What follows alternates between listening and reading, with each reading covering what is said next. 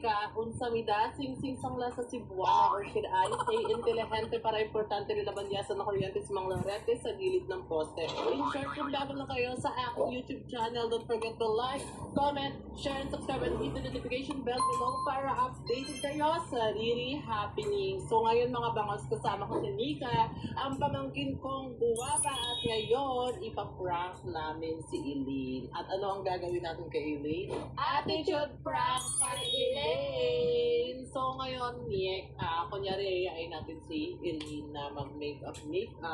Kunyari wala kang alam, kunyari pinagtatanggol mo siya. Tapos ako lang yung attitude dapat. Okay? Naintindihan mo ba? So mamaya, tatawagin na namin si Eileen. Nagpa-vlog ako sila. Wala siyang kaalam-alam sa plano namin ng na iba